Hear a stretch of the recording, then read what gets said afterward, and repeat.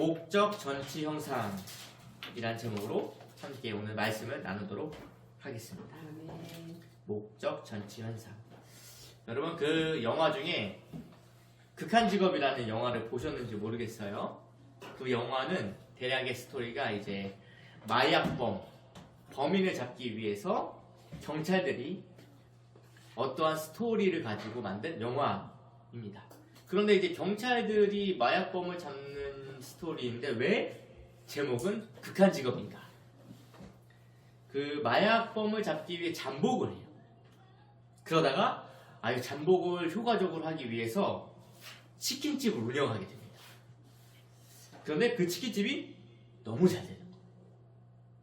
결국 나타난 마약범을 눈앞에서 놓치게 돼요. 치킨집을 하다가. 그때 이런 대사가 나옵니다. 아니 범인을 잡으려고 치킨집 하는 겁니까? 아님 치킨집 하려고 범인을 잡는 거니까? 이런 대사가 나옵니다. 너무 바쁘게 장사하다가 원래는 그 범인을 잡기 위한 그 잠복을 위해서 들키지 않기 위해 치킨집을 운영했는데 이 치킨집이 너무 바쁘게 장사가 되다 보니까 범인이 나타났다는 무전을 받지도 못하고 장사를 계속합니다.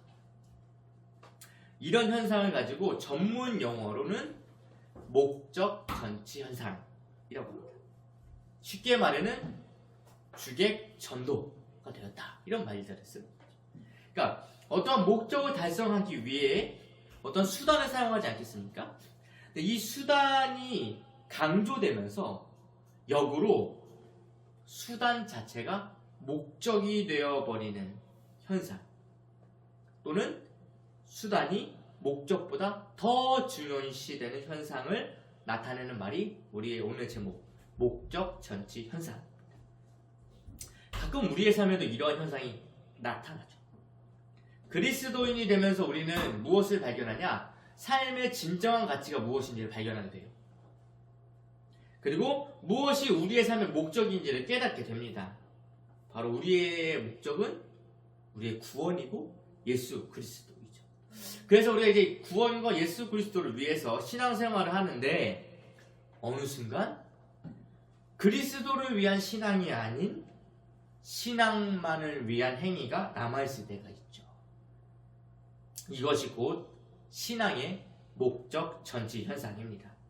그러니까 그리스도라는 목적, 그리스도가 강조되어야 하는데 그리스도를 위한 신앙이 너무 강조되어서 그리스도는 오히려 뒤로 간 채 신앙만 남아있는 현상.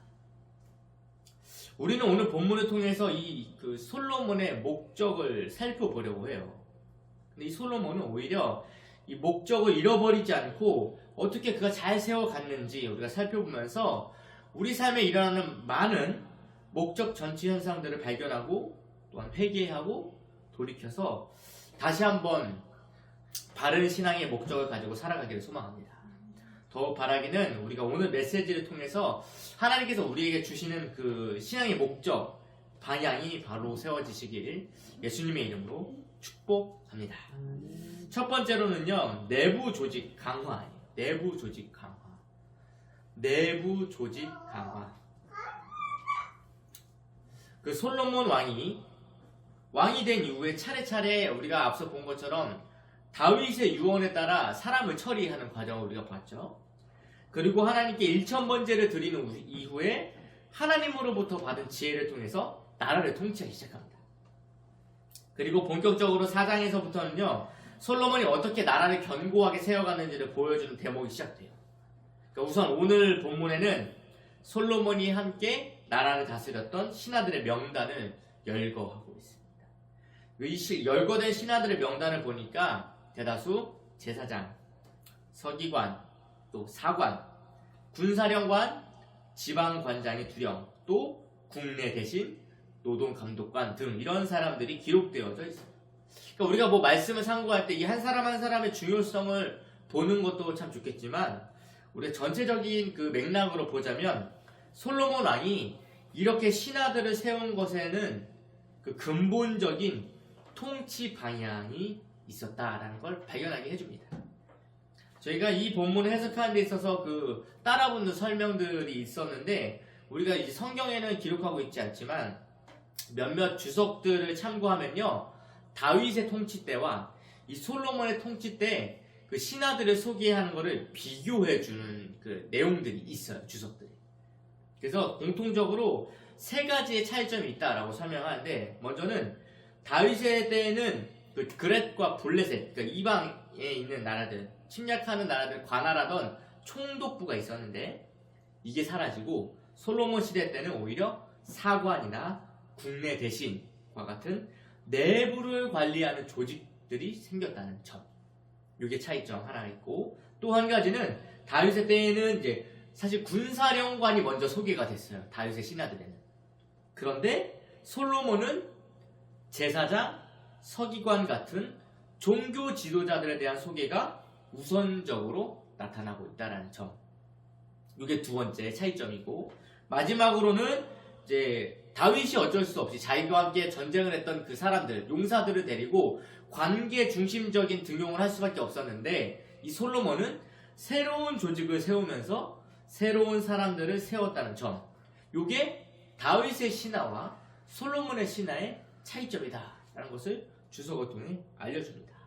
그러니까 이 세 가지를 좀 종합해 보면요, 솔로몬의 신하들은 그 외부에 대한 그 전쟁이나 침략에 대한 정책보다는 내실을 다스리는 관리직이 많아졌다는 것과, 이로 인해서 그 단순한 내실의 그 관리뿐만 아니라 종교적인 관리에 좀 더 집중하고 있었다라는 것을 알려준다는 것입니다. 즉 아버지의 나라 다윗의 때에 그 다스리던 사람들을 뭐 모두 쳐버린 것이 아니고, 그들 중에도 일부를 함께 데리고 가면, 신하로 데리고 가면서 자신의 통치를 도와줄 새로운 사람들을 함께 조직을 개설하면서 나라가 대외, 대내적으로도 더 견고하게 세워질 수 있는 기초를 마련한 것이 솔로몬의 신하들의 명단에서 알 수 있다라는 것입니다.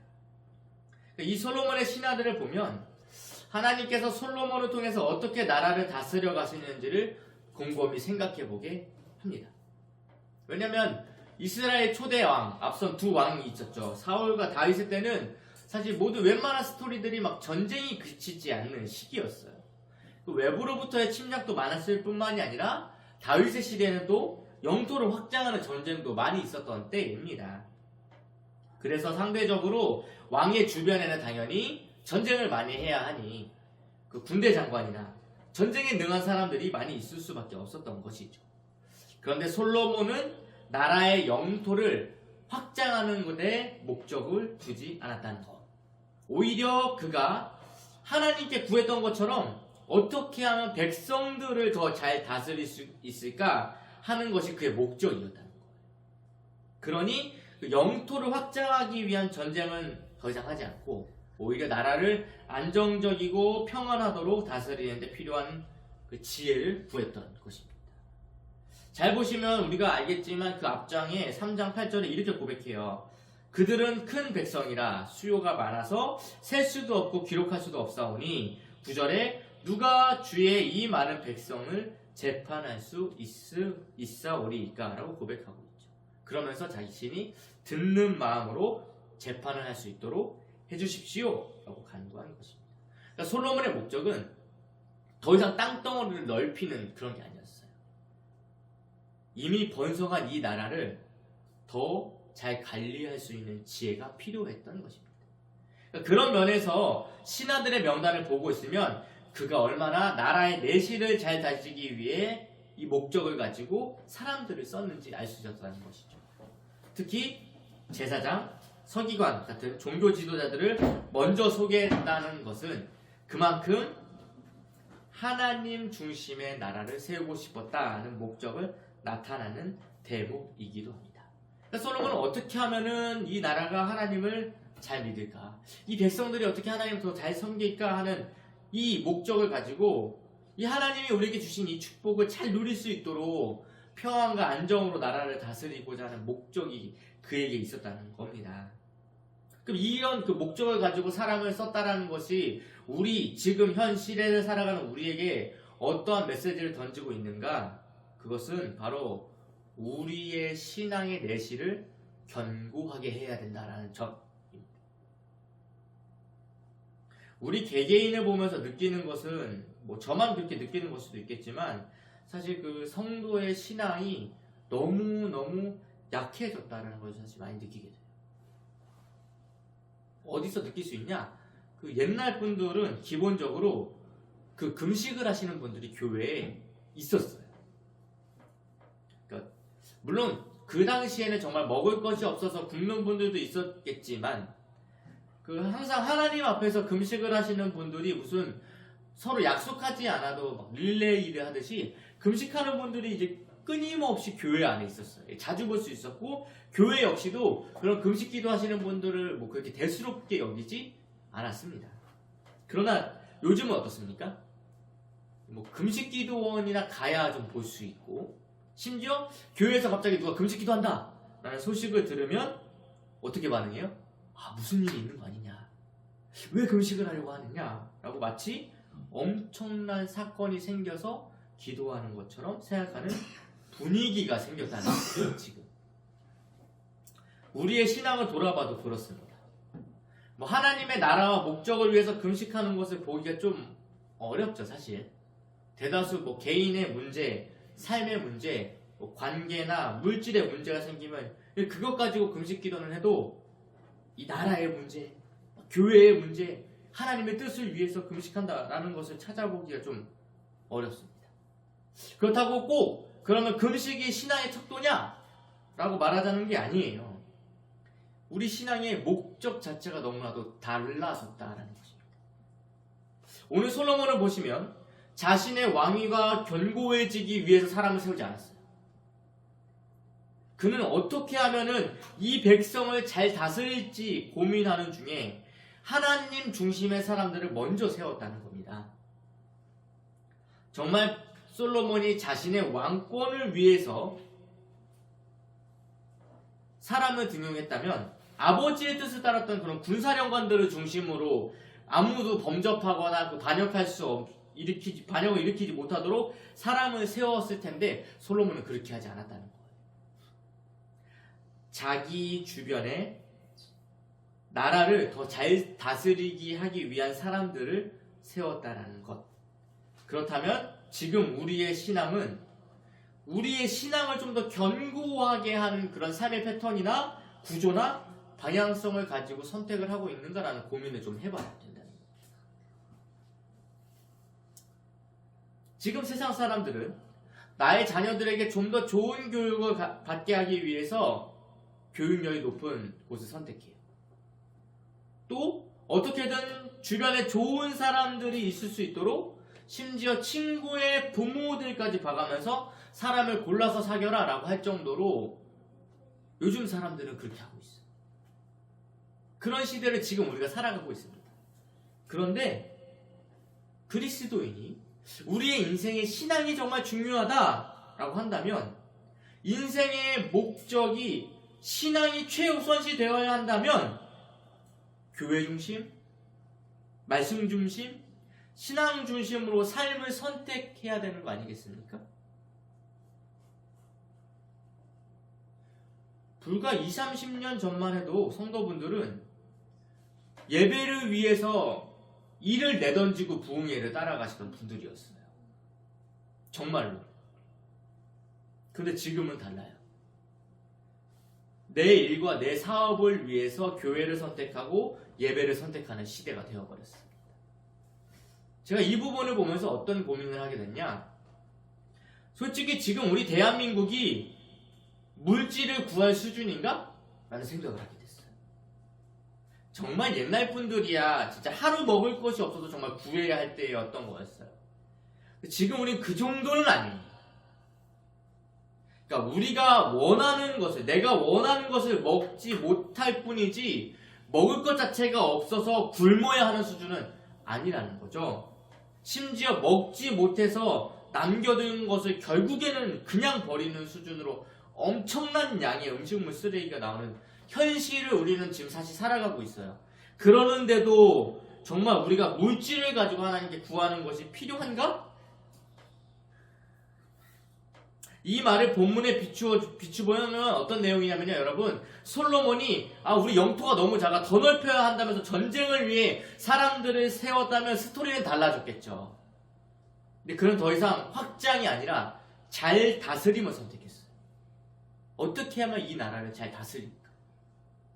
이것이 하나님의 마음에 맞았던 것이고, 솔로몬은 나라의 견고한 통치를 위해 하나님이 주신 지혜를 사용하게 된 겁니다. 그렇다면 지금 우리가 구해야 할 것은 사실 우리의 먹을 것, 입을 것은 아니죠. 정말 구해야 될 것은 우리의 영혼의 상태, 신앙의 문제, 영적 질병으로부터 견고하고 강건해지도록 구해야죠. 우리의 내실이 단단해지도록. 즉 우리는 우리의 내부 관리, 다른 말로 하면은 영적 관리를 위해서 간구해야 된다는 것입니다. 성도 여러분, 이 주객이 전도되면 안 돼요. 우리의 삶의 목적이 무엇입니까? 우리는 어떤 목적으로 삶의 모든 부분을 선택하고 계십니까? 간절히 말하기는 이 솔로몬처럼 하나님 중심의 선택, 신앙 중심의 선택을 하시길 예수님의 이름으로 권면합니다. 여러분, 우리의 기도를 땅의 것이 아닌 그 영혼의 것을 구한다면 분명 하나님께서 확실하고 정확하게 응답해 주실 거라고 저는 믿습니다. 두 번째로 우리가 또 목적 전치 현상이 일어나지 않기 위해서는요, 효과적인 관리 제도를 사용해야 돼요. 효과적인 관리 제도. 이제 솔로몬은 나라를 다스릴 좋은 제도를 도입하거든요. 12지방관장을 세워서 어떻게 하냐면 왕과 왕실에 쓸 양식을 공급하게 해요. 그리고 어떻게 공급을 하냐? 12지방관장이니까 각 관장당, 각 지방당 한 달씩 양식을 공급하게 합니다. 1년에 한 달씩. 여기서 그 12지방으로 나눈 그 지역과 담당자를 그 뒤에 이제 소개하고 있는 거예요. 이 기록을 보면 우리가 좀 잘 이해하기는 어려울 수 있는데 분명히 드러나는 점이 있어요. 그럼 뭐냐면요, 여러분, 일단은 12지방을 나누는데 지파별로 나누지 않았다는 점이 있어요. 지파별로 나누지 않았다는 점. 또 한 가지는 이게 지역별로 나누면서 그 남겨진 이방 족속들도 통합해서 관리를 시작했어요. 여러분, 그 다윗의 시대까지만 해도 지파별로 땅을 나누어서 살았던 것이 매우 두드러진 시대였죠. 그러나 솔로몬은 이제 지파별이 아니라 어떻게 하냐? 지역별로 나누어서 관리자를 세워 다스리기 시작합니다. 이것은 무엇을 의미하냐? 사울 지파에 있었던 베냐민이나 이런 지파별의 행동보다 그 다윗의 지파, 유다 지파, 베냐민 지파, 이것에 대한 분쟁을 종식시키는 중요한 이 관리 제도가 되는 거예요. 그러니까 이 지파의 개념보다 지역의 개념으로 가는 거죠. 그러니까 모든 지역이 한 달에, 1년에 한 달씩 왕과 왕실을 위한 음식을 담당하는 것으로 또한 관리하는 거죠. 그 오늘 본문에서는 그 지역을 이제 소개할 때 어떤 순서로 소개했냐면요, 가장 부유했던 땅부터 순서대로 소개를 합니다. 이렇게 함으로써 어떻게 하냐? 왕실의 모든 양식을 한 달에 한 번씩 담당시킴으로써 왕실로 하여금 그 먹을 것을 위해 원래는 세금도 거두고 이렇게 해야 되는데, 또 먹을 것을 또 관리해야 될 인력이나 시간을 써야 되는데 이런 것을 더 이상 낭비하지 않는 거죠. 오히려 왕실은 무엇을 합니까? 이제는 나라를 다스리는 일에 집중할 수 있도록 이 제도를 만듭니다. 이 부분에서 솔로몬이 얼마나 나라를 위한 정치를 생각하게 됐는지 엿보게 됐습니다. 그러니까 왕실에 있는 신하들 중에 약간 방향성이 이제 군대 쪽이 아니라 어느 쪽이라고 그랬죠? 제사장, 서기관들 쪽으로 흘렀다 그랬어요. 근데 물론 이 외에 다른 사람들도 있었지만 당시에 식사를 준비하는 것은 물론 지금도 마찬가지예요. 삼시세끼를 모두 준비한다는 것은 거의 하루의 모든 시간 다 할애해야 되잖아요. 지금도. 물론 지금도 가까운 곳에서 식재료를 구할 수 있고 재료의 보관도 용이하기 때문에 하루 종일이지만 끼니를 준비할 수 있긴 합니다. 그런데 왕실에 있는 사람들의 식사를 모두 책임지고 누군가 관리해야 한다면은 우리가 생각하는 것 이상으로 엄청나게 많은 인력과 에너지를 사실 사용해야 되는 것이죠. 그러나 솔로몬이 이 제도를 시행함으로써 신하들로 하여금 음식 걱정이나 관리에 신경 쓸 모든 에너지를 더 효과적으로 지방을 관리하고 나라를 통치하는 데 사용하도록 한 겁니다. 근데 앞서서 제가 제사장, 서기관, 이 종교 지도자들의 얘기를 한 이유는 뭐냐면요. 여러분, 그 제사장들은 제사를 드려야 자신이 먹을 것들이 생기잖아요. 왜냐? 하나님께서 기업을 주시지 않았거든요. 근데 솔로몬의 이 제도를 통해서 제사장들은 내가 먹으려면 제사를 드려야 먹을 수 있는데 거기서 나오는 걸로 드려지는 걸로 그게 아니어도 그냥 그 목적만을 위한 제사를 할 수 있는 하나님의 일에 신앙을 견고하게 세우는 일에 더 집중할 수 있는 거예요. 지금으로 말하면 이런 거죠. 사역자가 뭐 어쩔 수 없이 생계를 병행하면서 목회를 한다는 게 정말 쉽지가 않아요. 목회 집중하기가 어렵습니다. 지금도 어려운 일이에요.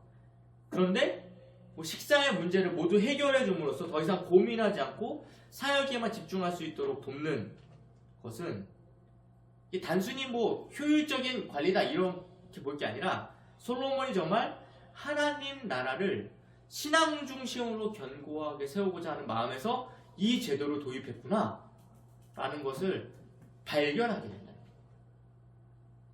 제가 이 부분을 묵상하면서 지금 우리에게 그럼 뭘 말씀하시려는 걸까 곰곰이 생각할 때 제가 만났던 한 장로님의 이야기가 떠올랐어요. 이분은 뭐 큰 교회는 아니었던 것 같아요. 당시 섬겼을 때는 한 2-3명의 장로들이 있는 교회였다라고 들었어요. 근데 그때 자기가 섬기던 담임 목사님이 목회를 하시는데 재정 걱정을 너무 하신다. 재정 걱정. 그래서 이 장로님이 솔직하게 목사님께 말씀드렸다고 했습니다. 목사님, 돈 걱정하지 마시고 목회에 집중하세요.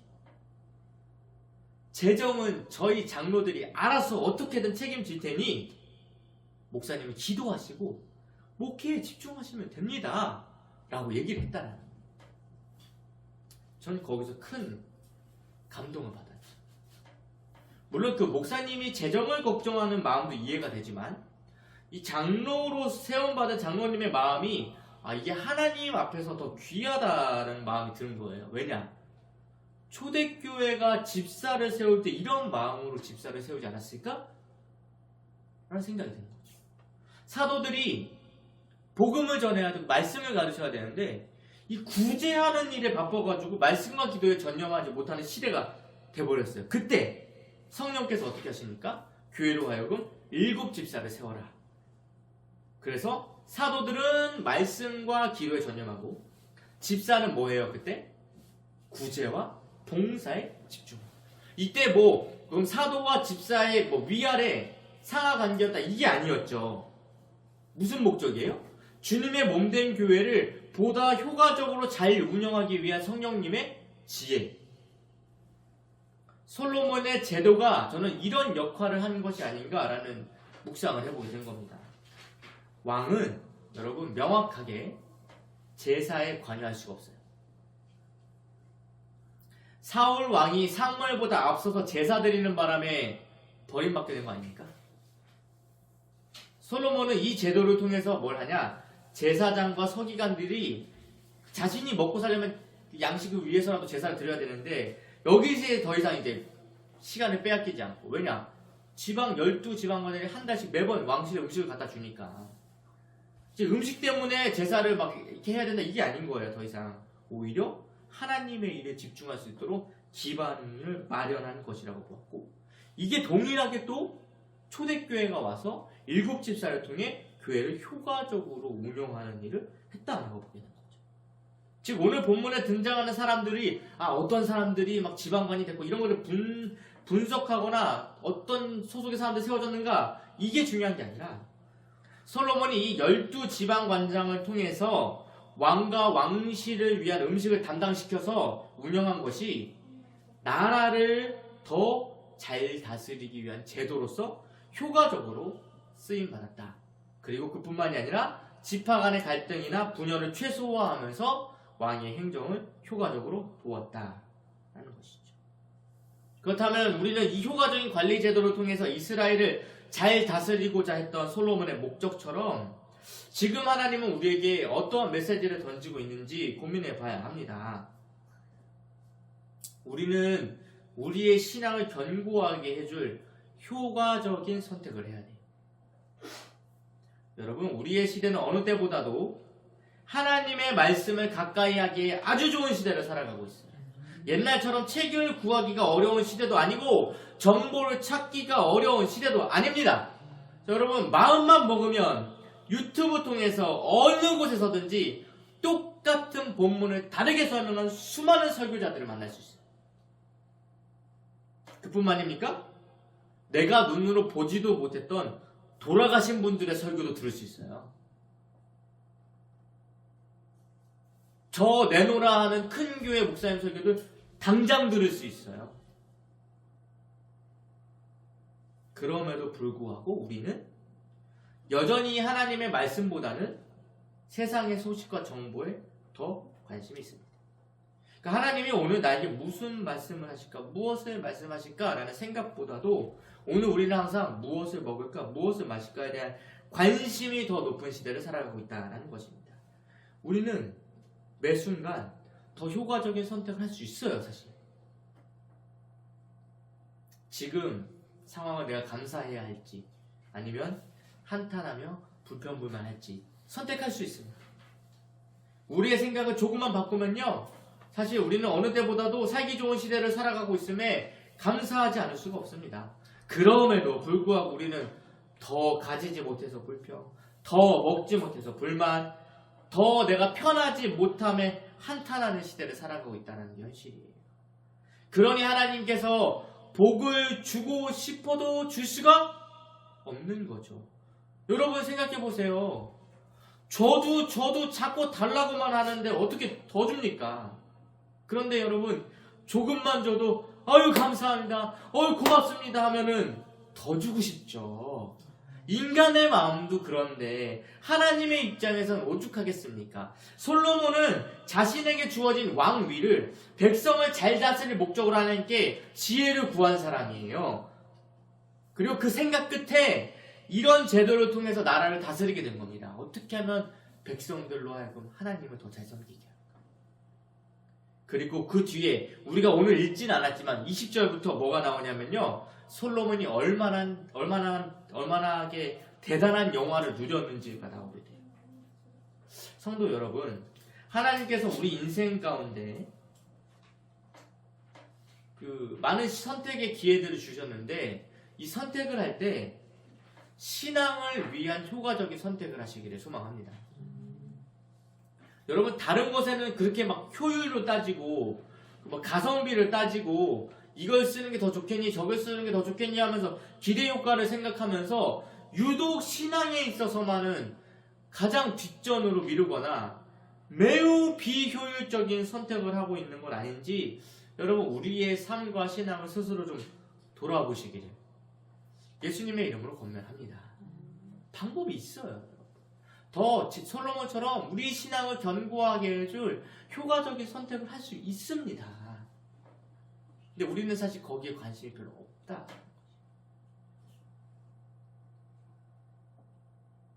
마지막으로 세 번째, 성전 건축을 위한 기반을 마련했어요. 솔로몬. 성전 건축을 위한 기반을 마련했습니다.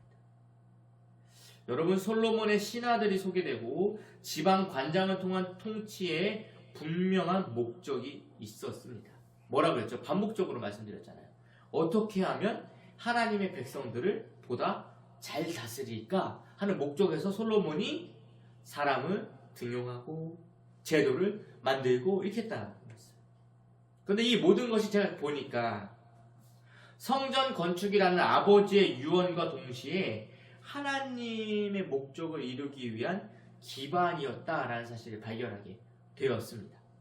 왜냐? 여러분, 열왕기상 5장에서 7장 뒤에 나올 텐데 5장에서 7장 이 장 동안 성전 건축과 왕궁 건축에 대한 얘기가 나와요.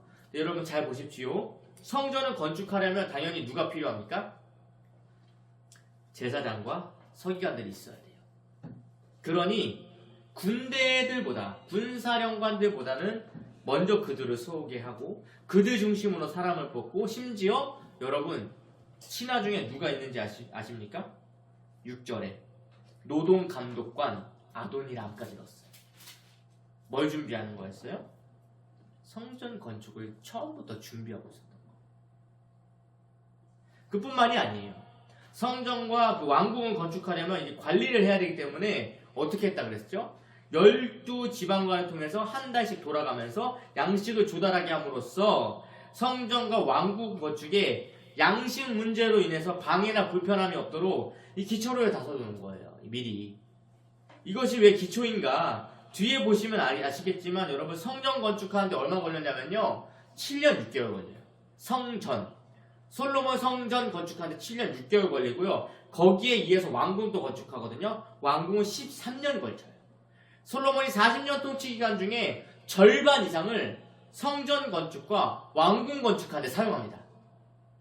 이 긴 기간을 하나님의 성전을 짓기 위해 솔로몬은 처음부터 신하들과 제도를 만들어가지고 그 기반을 마련했다는 거예요.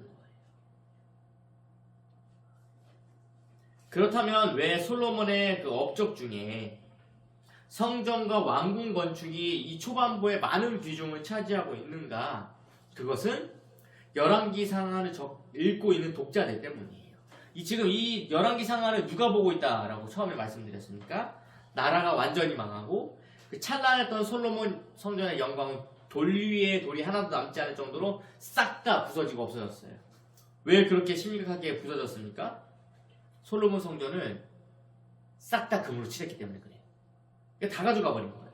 벽도 하나까지 그냥 가져갑니다. 금이 붙어 있으니까.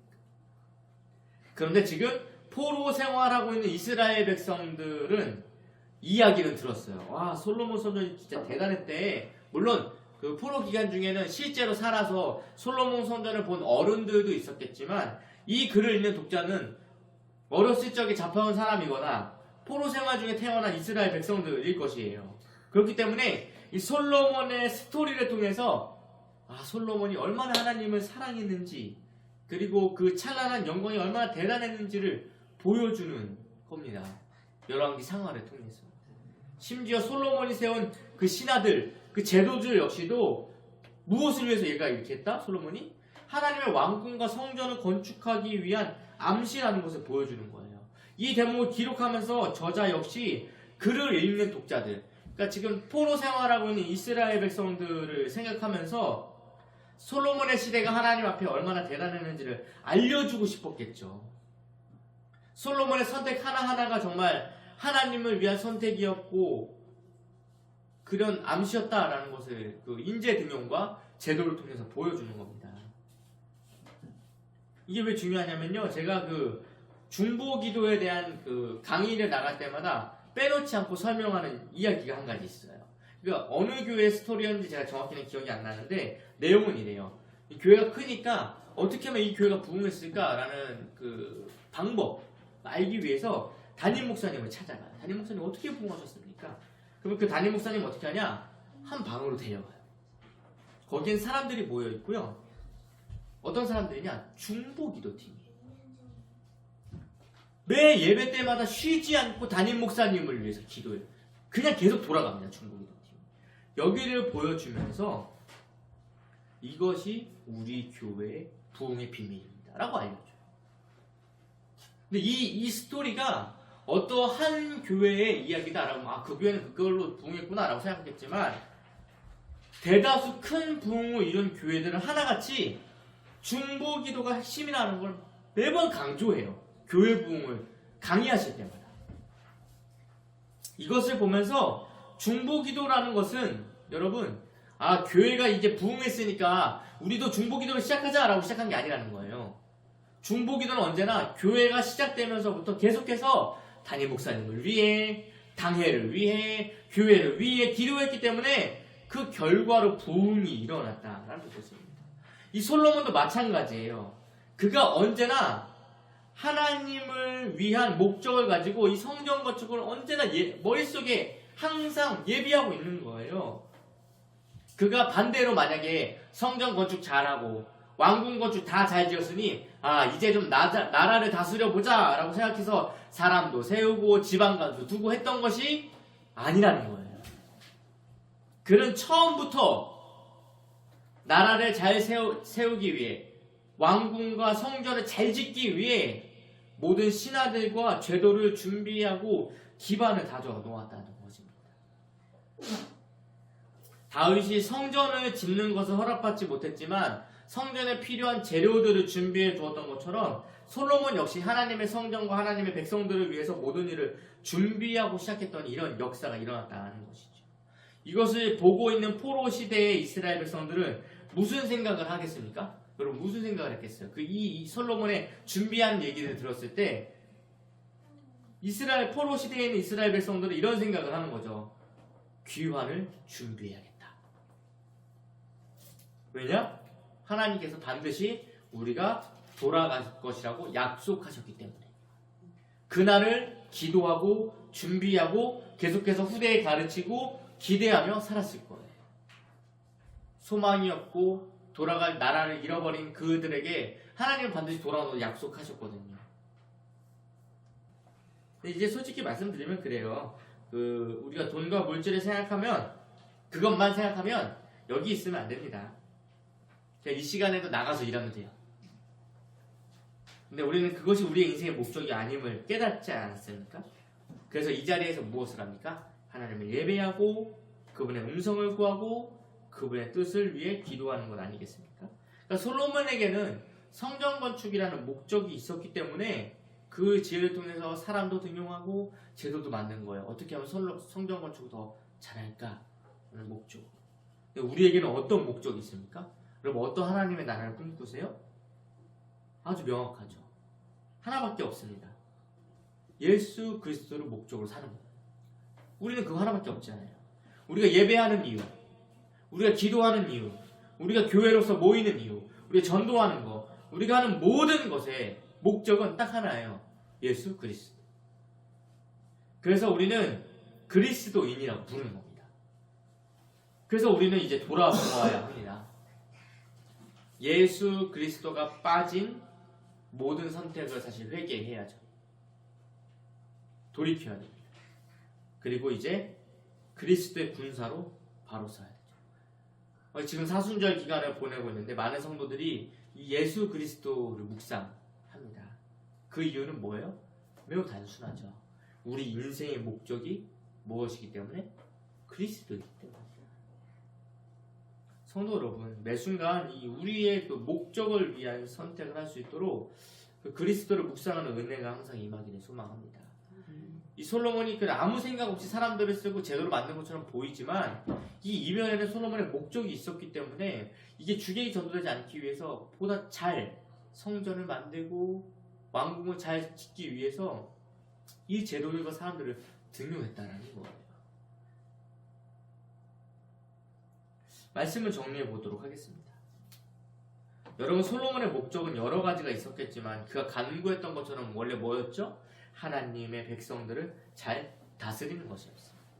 그래서 오늘 본문에서는 그의 신하들과 지방 관장 제도를 통해서 보았듯이 나라를 잘 다스리도록 내부 조직을 강화하고 효과적인 제도로 나라를 다스렸던 것을 볼 수 있어요. 근데 이 과정을 통해서 무엇을 했다? 하나님의 성전과 왕궁을 잘 짓기 위한 기반을 준비했다라고 말씀을 나누었습니다. 이처럼 우리는 그럼 어떻게 해야 되냐? 우리 인생의 목적인 이 신앙생활, 그리스도를 위해 보다 효과적이고 유익한 결정을 내리자라고 말씀을 나누었어요. 그 오늘 제목처럼 목적 전치 현상이 우리 신앙이 일어나지 않도록 우리는 끊임없이 주의해야 돼요. 신앙생활을 하는데 그리스도가 빠져있어. 원래 그리스도를 위해 신앙생활을 하는 건데 이 신앙만 남아있는 거예요. 예수님을 믿기 위해 우리가 신앙생활을 하는데 예수님이 없어지고 이 껍데기만 남아가지고 목적이신 그리스도를 잃어버리는 이 어리석은 삶을 살지 않기를 좀 권면합니다. 간절히 바라기는 여러분 세상의 그 무엇보다도 우리의 신앙과 우리의 영혼이 하나님의 말씀과 기도로 더더욱 강건해지기를 소망해요. 그럼 하나님께서 말씀하신 대로 영혼이 잘 된 같이 범사가 잘 되고 강건해지는 축복이 임하는 줄로 믿습니다. 여러분 너무 많은 걸 고민하지 마세요. 진짜 고민해야 될 것은 오늘 내가 주님의 음성이 들리는가예요. 진짜 고민하고 답답해야 될 것은 주님의 음성이 들리지 않는 내 영혼의 문제를 답답해야 해요. 해야 돼요. 근데 우리가 자꾸 세상에 가려져가지고 세상 고민하다가 우리 영혼이 죽어가는 줄 모른다는 거죠. 여러분 이 시간 기도하실 때 성령님 깨닫게 해주십시오. 성령님 알려주십시오. 그래서 우리가 다시 한번 그리스도의 보혈로 회개하고 돌이켜서 우리의 목적을 바로 세우는 은혜가 있으시길 예수님의 이름으로 축복합니다. 기도하겠습니다.